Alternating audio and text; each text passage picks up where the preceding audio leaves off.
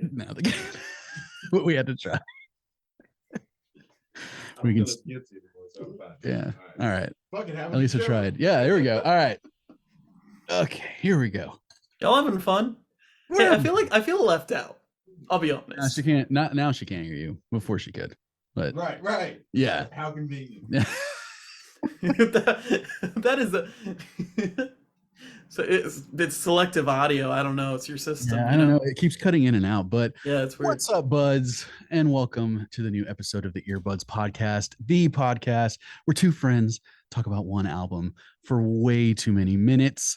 We are your host, Ash, Night Witch, Hanrahan, and Lucas Kingfisher Indrakovs. And today, Ash, I remember what we were going to talk about. And it's a band called... That's good.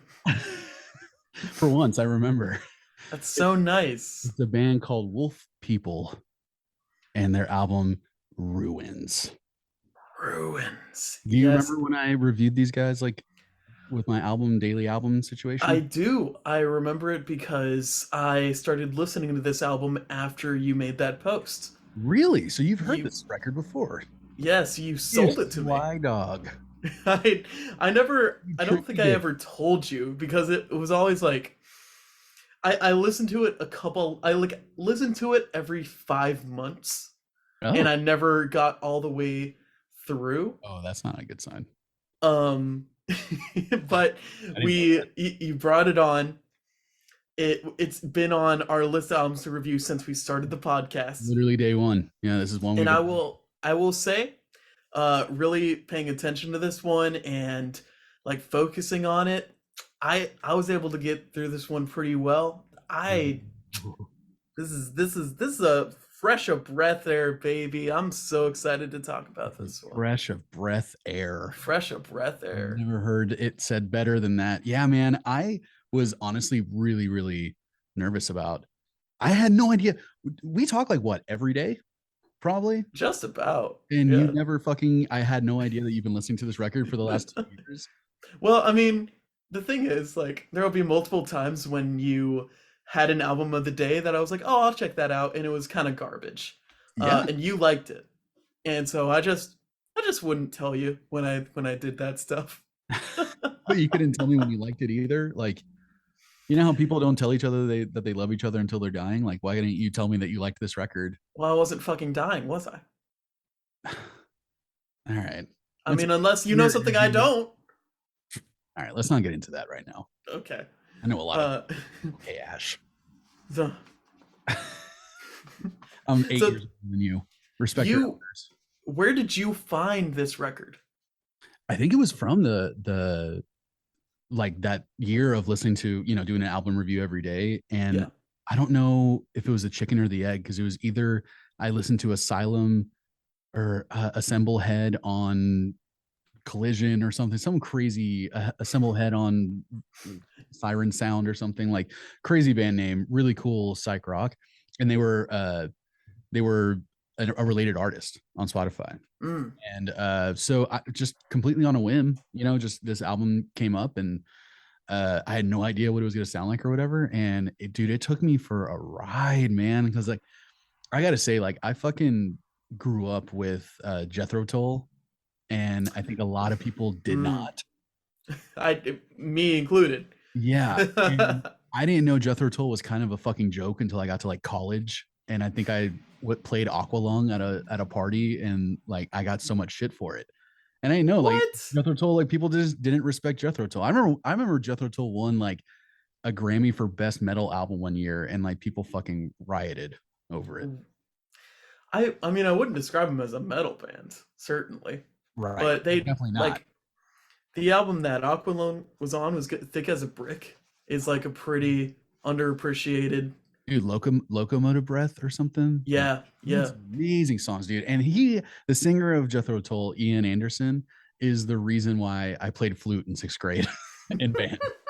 I wanted to do the flamingo. Holy shit! What a fucking nerd!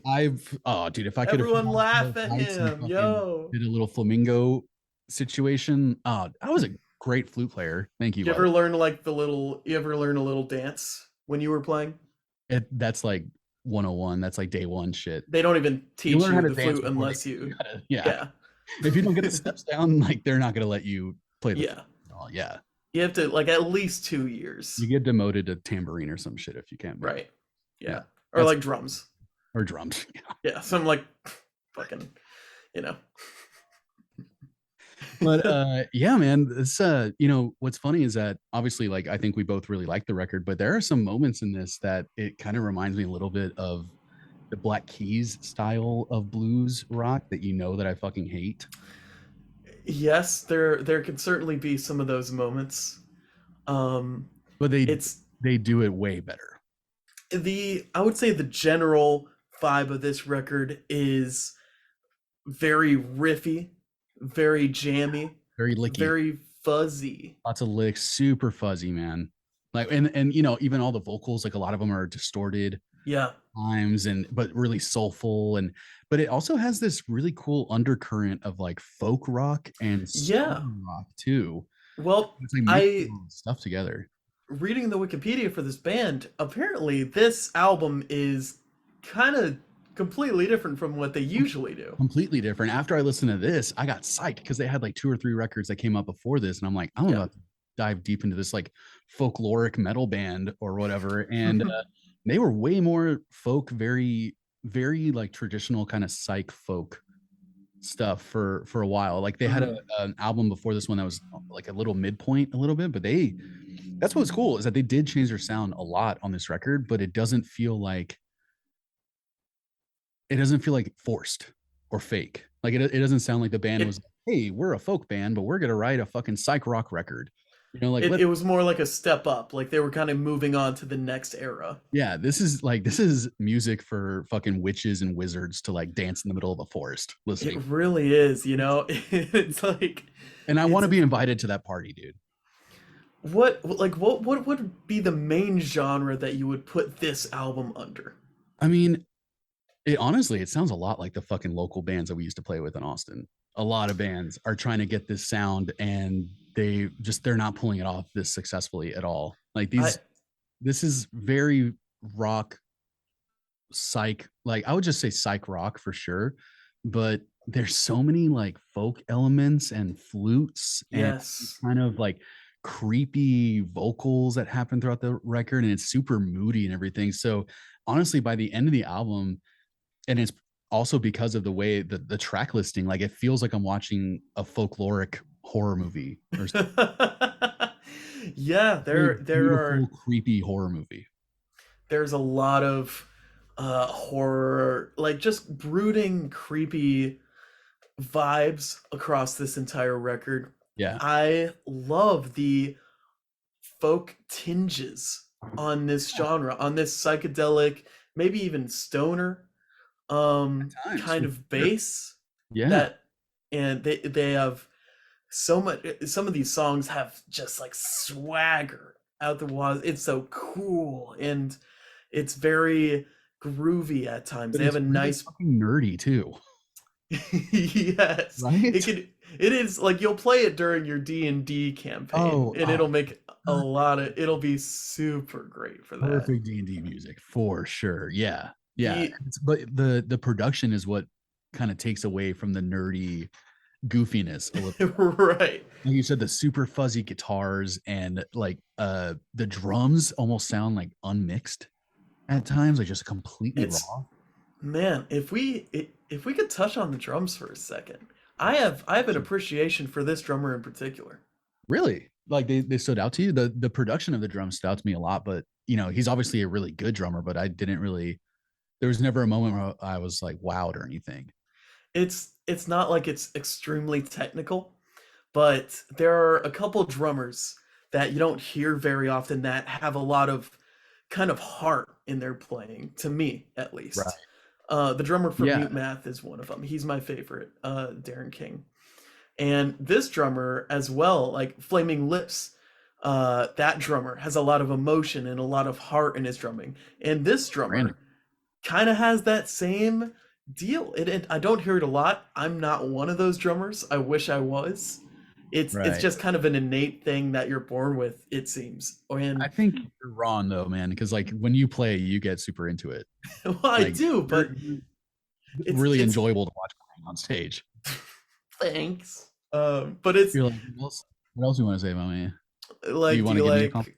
I don't know. Do you like how I did my fucking hair today? Like, do you like I already said, how God damn, fucking pretty my voice is? Like, yes, I already said all those things. I do love And, those daily affirmations, but I wish I didn't have to pay $50 a month for them. But it well, makes it's you worth it. don't compliment. So I got to get compensated somehow. If you're good at something, don't do it for free. Yeah. I Exactly. um I'm really good at complimenting you.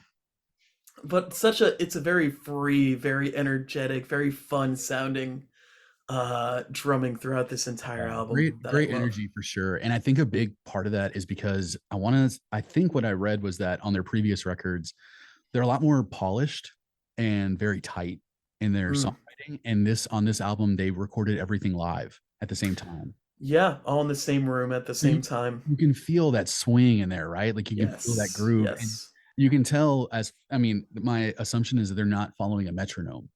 It just sounds like they're just going to they're feeding off of each other.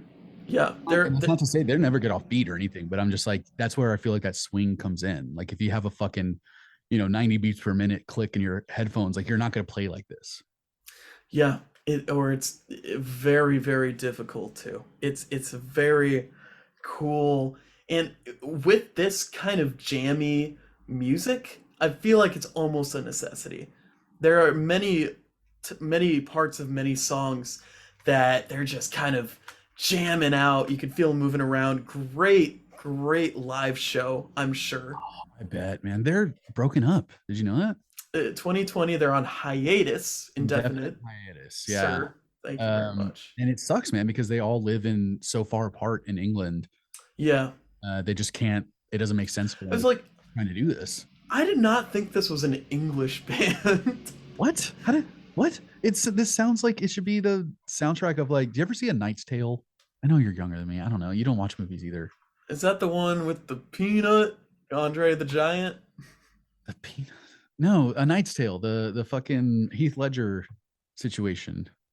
Probably not. Okay, well, a big thing with The Knight's Tale is that it's set in like medieval times, but they play like fucking ACDC in medieval times.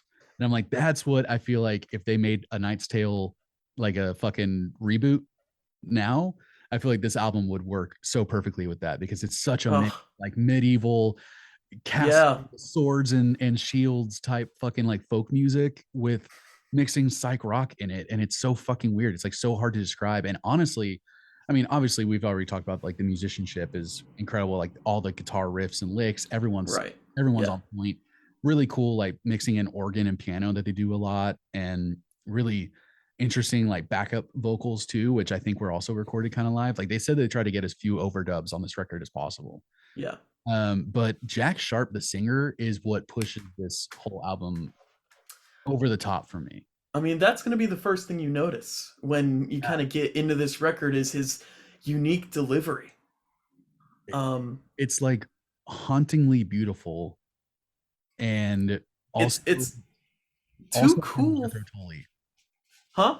It's also kind of Jethro Tull. Like he's clearly like Yes. it sounds like he's channeling Ian Anderson a little bit, and because it's kind of whiny, it's kind of high pitched, but it's also so full and like rounded. His voice is so like fully encompassing. Like when he's singing and I don't know, it's just the production, but it just sounds like he has just a wide open diaphragm. You know what I mean? I would I don't say need the voice at all. it sounds very cool. It sounds effortless. I would say that's probably why they add the fuzz on his voice so often, is to give him more of those high tones so Yeah. he isn't all kind of down. Yeah, mid down kind of Yeah. sure. But it's just he has all of his melodies are just so beautiful too and so fun to sing along with. Like they're so catchy. Yeah. And Now sigh, now sigh. like there is no reason to leave. Like it just sounds like Yeah. at a D&D game while you're fighting a fucking orc dragon or some shit. Like, and it adds his voice just from his delivery and his melodies and the lyrics, because this whole album is like kind of a concept record about what if there were no humans on the planet and it was all just kind of like these ethereal people, like not human beings, you know? Yeah. And he adds this really melancholic, really moody vibe to the whole thing. And the music just pushes that through, man. But if it wasn't for his vocals, this album would not be nearly as good, in my opinion. I can't imagine any other vocalist on this record. I agree. I feel like I mean, it's a core part of the band, just inherently. His vocal style and his delivery. I Yeah. think, man, I think we ought to get a little more focused here. You know what I'm saying? All right, all right. Before we get into the nitty gritties, we talked about the record and we were saying that it's while so much of it is very raw sounding, very like live sounding, right? And Yes. organic, it's a very produced album. Like it doesn't sound like it didn't have a budget or they were going for some. Right. Like they still had someone behind the deck. Yeah, it's produced to sound old and raw Yes. and it totally fucking worked. Uh and yeah, man, let's if you want to get into it, let's get into this. I'm thinking if we get into this Get into fucking this for thing, once. Let's get into this. you know what? I feel like we never talk We like never get into it. into it. Yeah, Yeah. we talk into it. This is our these are our choice nugs. This is the Oh, section where we talk about our two favorite songs, but before that, oh. we got to get into our honorable Narnable mentions. mentions. Yes. My favorite part of the show because I get to say I'm that. over the choice notes at this point. It's all about the Narnable I, mentions, honestly. that's what I focus on the most. You're like, who you talk to? Yeah. Come on, Gabagool. Come on. Fucking Baba Ganesh. Baba Gadoo. You know? So one of my honorable mentions, the second track, Rhine Sagas. That's one of mine as well. It's a little more straight rock and roll than Ninth Night, which was right before it, which was like way too Black Keysy for me. Like, I'm enjoying this record, but yeah, I love the driving like rhythm on Rhine Sagas, super fuzzy guitars. That was the one that at first I was like, this sounds like so many bands that we played with that it's just like this is next level of those people. Yeah. Yeah. Thistles was another honorable mention of mine. Honorable mention. I think that's one. I think I tapped into something here. That's it's a pretty good one. We might get into that. I don't know what you're getting at, but not me, sir. Great. Yeah. Almost like dancey. Like if you're on shrooms or something, you could like totally dance to that song. Right. And Salts Mill was great too. For sure. Yeah. But what is one of your two choice nugs? Because I know one of them, but I don't know the other. I don't know if you do know one of them, man, because it was gonna be Night Witch, which was one of my favorite songs the first time I listened to this album, and I thought it was gonna be that this time. Several times, several run throughs, but it ended up being Kingfisher. That is, I would say, certainly their most popular song. Every time I look them up, it is associated with Kingfisher. Oh, I didn't know that, dude. It's so good. It's Like it's I saw a kingfisher fly, like just feet from where you sat. Like it's just so fucking folksy and trippy, and he's again like those vocals isolated like that could sound so fucking cheesy, but they don't. They're so good. It's so creepy. The yeah. whole song has this like creepy, mysterious feel to it, and I really love it.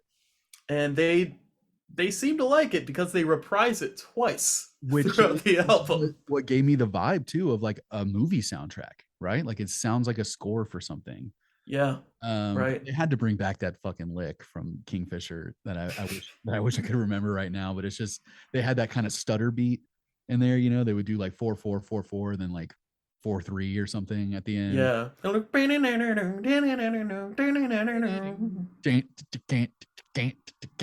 Yeah. Yeah. Oh man, yeah, so good. But yeah, it kind of like lulls you into a trance, and then yeah, that repeating guitar line. It's super jammy and folky, and it's 7 minutes long, and it doesn't feel like it's 7 minutes long. It's the song is the longest song on the record by far, and I don't get tired of it. Yeah, and I think they have a female vocalist on here, and the harmonies on this song are fantastic as well. It gets Yeah. across that kind of moody, slightly creepy vibe even further. Yeah, you know what's funny is that like is a Yeah. total song. Well, whatever. we, we're just kind of playing Calvin Ball with But this yeah, podcast. I didn't even listen to the album. yeah. I'm just kind of, I was assuming you were making it up as you were going. You're yeah. good at It's that. just they do have guitars though, right? I was right about that. You're close. It's mostly lutes. Ah, dang, Lutes and that was pianos. my second guess. Yeah, yeah. Okay. What was your first choicey? Well, my first choicey is something I'll say after my honorable mentions. You I was, can't I was you skipping. can't keep taking that away from me. Thank you very much. My first one was Ryan Saga's, as well as you. And Glass, the last song on the record, Great was fucking an song. honorable mention for I me. got I got like Fleetwood Mac vibes from Glass. Yeah, and I think it had it like as I expected it would. Big old kind of like jammy outro. Yeah. Oh, that part when it Super. opens up with the toms, Yeah. deep bass, and that really fuzzy like guitar riff is so cool. And it like comes back to that twinkly piano part that sounds like a seven. Yeah, yeah, yeah. Yeah, great. But my first nug, I'm just gonna get out of the way because you already know what it is. It's Night Witch. Night Witch. Night Witch. Damn it, I love that song. Night Witch. I love that song. That it's so trippy and all the layered guitars during all those interludes.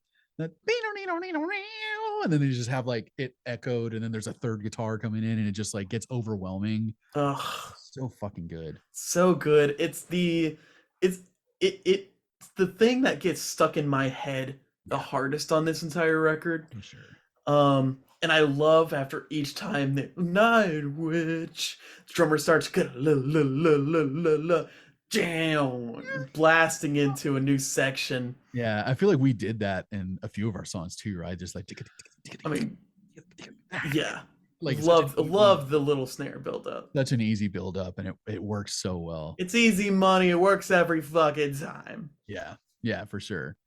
It's the best song up until that point for sure on the record, and it was hard for me not to pick it, to be honest. Even as an honorable mention. Yeah, yeah, but I love that it can go from that really loud, like super fuzzy, super jammy, like psych rock part, and then it goes to this like really moody, folky verses, and Very. Mac's voice is just shining on this fucking song, man. Oh yeah, for sure. Um, Such a good atmosphere on the Yeah. verses of this one, and all the music goes silent. Very, I am Night Witch. Love it. Yeah, it's so epic, dude. But what was your second up? It was hard, man. It was hard to walk away from my Night Witch. She's my bottom bitch, but I had to go with Crumbling Dais. Crumbling Dice. Oh, that song blew me away, dude. Like it was the one that I kept going back to like every time I listened to this record. Yeah, Uh, it starts off with a little flute intro, so obviously you, pandering. you know where I'm at with that. And that Yeah. was the riff that we were singing earlier, that very sweet until no need to move until the binds have been untied. We are both satisfied. Like, fucking It's a good. very cool, you got that swagger, that kind of driving groove that you can just kind of stomp along to. And that fucking melody, man. That melody is just like, how do you write something so pretty with this like what both the music and the vocals, if you isolated them, could both sound cheesy. But Yes, each other, the song certainly. is greater than the whole of its was it? No, I'm not I gonna. never get it You right. got to learn that phrase eventually on your own. I'm Christina. not gonna. I can't help you any. We can't help you anymore. Oh my god. That might be one of my favorite melodies of all time. Rip. Honestly. Wow. It's Holy shit. I fucking like want to cover that song. I want to like replace my vocals with mine from his on this track. Like I want that to be something I did. You just want that to be you. I wish I had written it. You know what I mean? Like you must have a few of those songs too, where you're just like, you son of a bitch. Like, I mean, mine. yeah, for sure. And that might be a little fucking. Would that be a chit chat? I don't think that's interesting enough to other people. Songs that we wish we had written. No. Yeah, probably not. That's like two dudes together that talk about shit like that. We're like, man, back in my, if I'd been born earlier, I would have written it. Well, I gotta say, like for Crumbling Dais, they do the thing a lot where like after a chorus they have that same interlude. They go back to that little middle section before they go into the second verse, and like they don't need to do it every time. Like I didn't need it on Crumbling Dais or whatever. And that's just honestly nitpicking. Like the chorus is super catchy. It's short. It works great for the song. It's a weird chorus, you know. Like it's not a traditional sounding chorus. And the only complaint that I have is I wish the song didn't kind of just trail off at the end. Like they didn't really have an ending. Yeah. You know? And I kind of bands do that. They're like, we'll just fucking jam and figure it out. Like, reggae song ever written. It's just like, just go out on the main thing. Yeah, whatever. And it's just that until it fades out, and you're like there's no like reward for that. There's no tangible feeling that I just finished a song, you know, and it just fades out like that. I respect a good ending. I mean, I do too. I can't wait for the ending of this episode where you do that Lil Wayne verse again. Oh, well, all right. Well, yeah. If anyone hasn't seen that, you got to go look up the behind the scenes. It might even be in the Patreon for all I know. I don't know. I mean, it's going to be a regular thing from now on. I'm just going to recite Lil Wayne like Malcolm McDonald. Yeah. I mean, you're. No, I don't know who it is. What I'm trying to do. Norm Macdonald, I think is probably Norm Macdonald. Yeah. Is Malcolm McDonald, right? Okay. Thank you. We have him in the studio. You just asked him. The guy from Clockwork Orange is sitting right across from me. Cool, man. Yeah. What's up? He was in Community too, so you should know who I'm talking about. Was he Jeff? Yeah, he was Jeff. I thought I recognized him. Yeah. Played the young one. Right. What was your second choice, Nug, my friend? My second choice, Nug, is not one I was expecting. It had never really come out to me on previous listens of the record.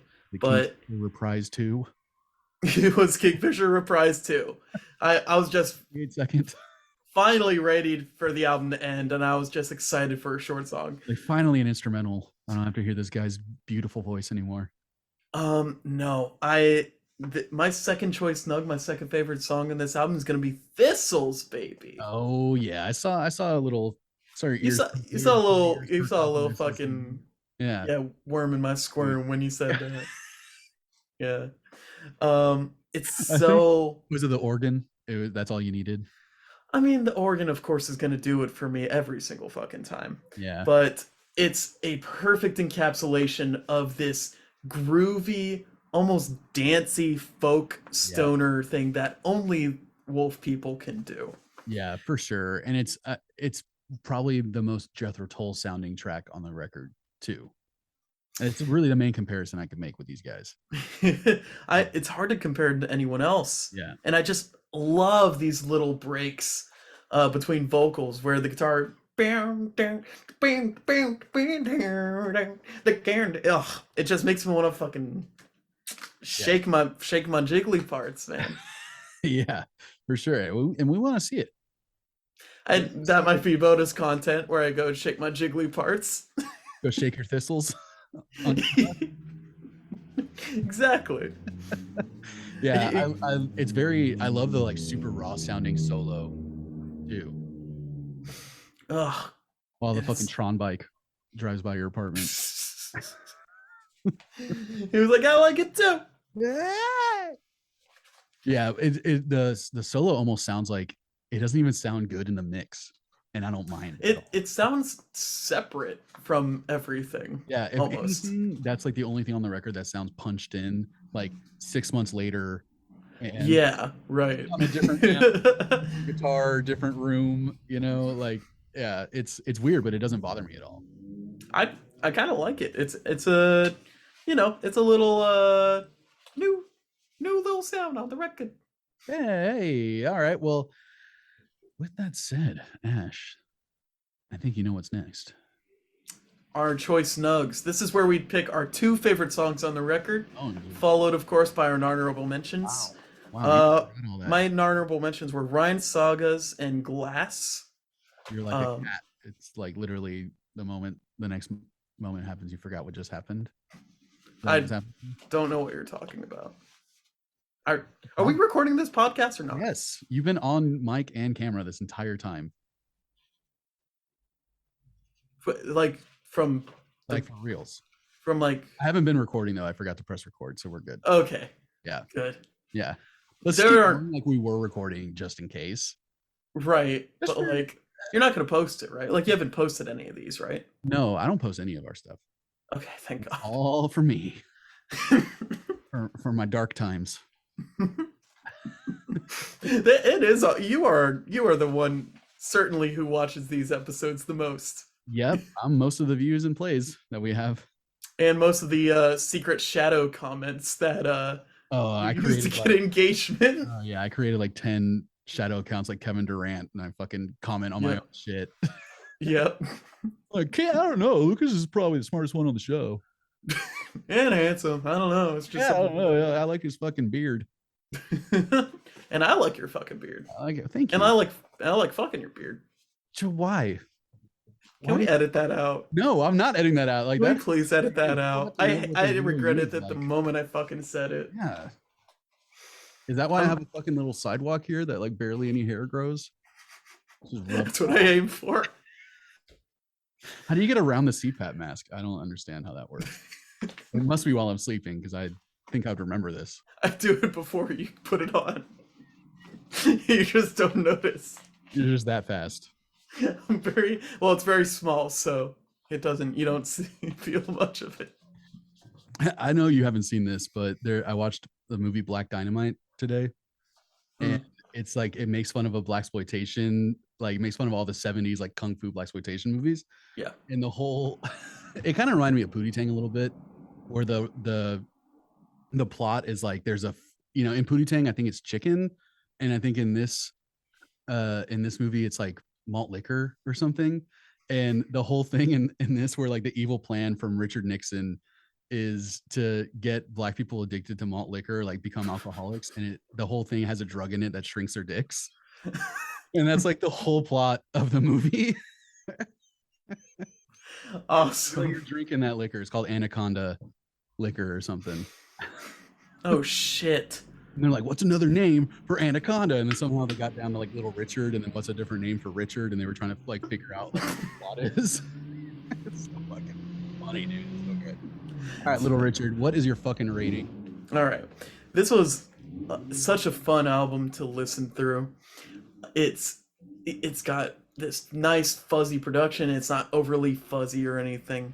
Yeah, I think it's just right. It sounds vintage. It sounds like it's got to be on a record player. It sounds like it'd be best listening to it live. should get this on vinyl. You're right. You're right. I'd say some of the songs do blend into each other.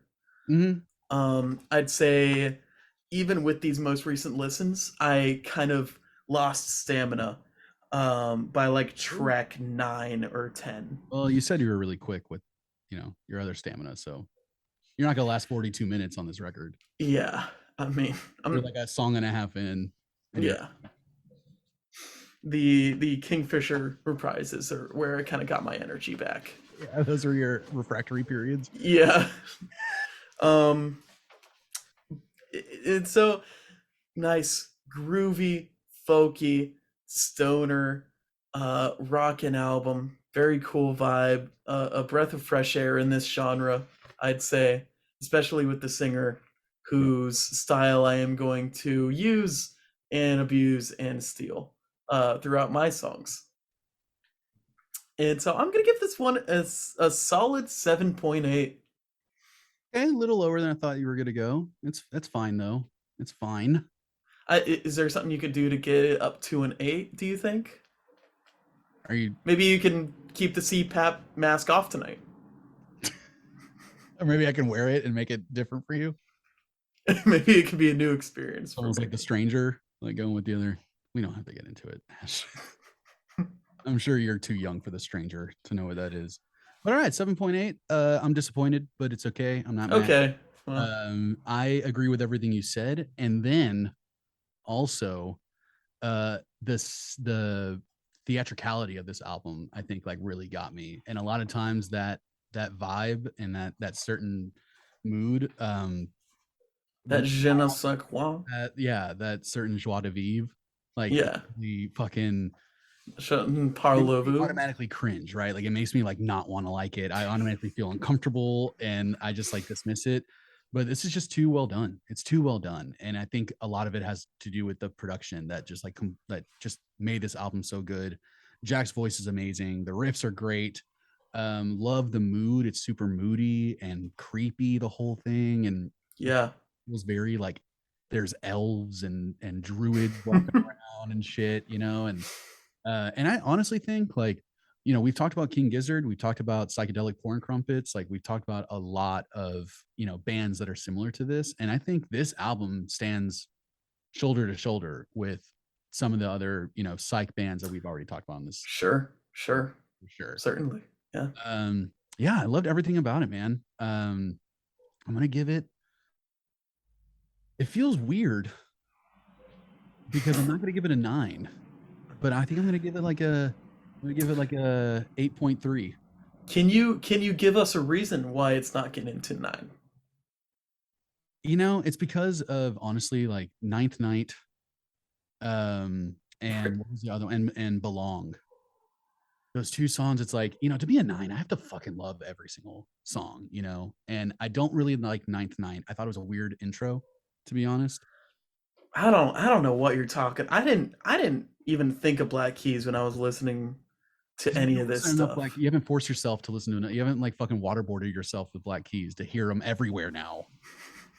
Just watch any You fucking fucking Jack we're gonna Daniels get Black commercial. Keys on Just and you're gonna be yeah, fucking get Dan Auerbach on this fucking show. I have something to say to him. Ruin the rock scene for like 8 fucking years.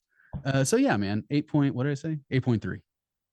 I think You it's want to just do 8.4 to match no, the JIT album? no, No? no. Wow, so I don't Forever compromise like Story that. like so immensely better than It's called Ruins. integrity. Yeah. Yeah, I'm not. I'm not changing it. No. Damn. All right. Well, uh You ready whatever. to end it? No, I don't wanna. Yeah. All right. Well, I decided I'll end against it. it. I'll end it. I'll end it. I got it. I got it. Yeah, fine. Hey, thanks for watching, everyone. Thanks for listening. What do you guys think of Wolf People and the Ruins? This album, like, do you know who these guys are? They clearly have some listeners. I didn't know.